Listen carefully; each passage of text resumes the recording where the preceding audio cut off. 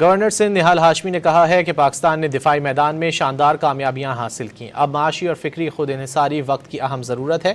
Overseas Pakistani Pakistan کا قیمتی سرمایہ ہیں۔ گورنر سندھ سید محمد نہال ہاشمی نے ہیوسٹن میں اوورسیز پاکستانیوں کی جانب سے مارکہ حق کی پہلی سالگرہ کی پروقار تقریب میں بحیثیت مہمان خصوصی شرکت کی۔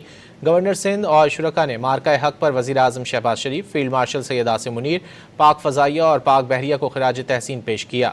گورنر سندھ نہال ہاشمی نے کہا کہ مضبوط اور مخلص قیادت ہی قوموں کو بحرانوں سے نکال کر ترقی کی راہ پر گامزن کرتی ہے۔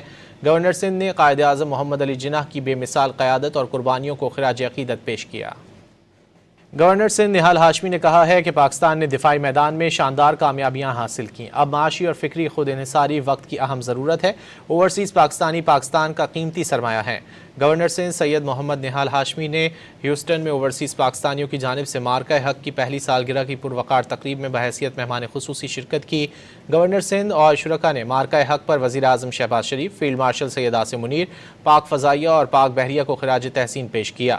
گورنر سندھ نہال ہاشمی نے کہا کہ مضبوط اور مخلص قیادت ہی قوموں کو بحرانوں سے نکال کر ترقی کی راہ پر گامزن کرتی ہے۔ گورنر سندھ نے قائد اعظم محمد علی جناح کی بے مثال قیادت اور قربانیوں کو خراج عقیدت پیش کیا۔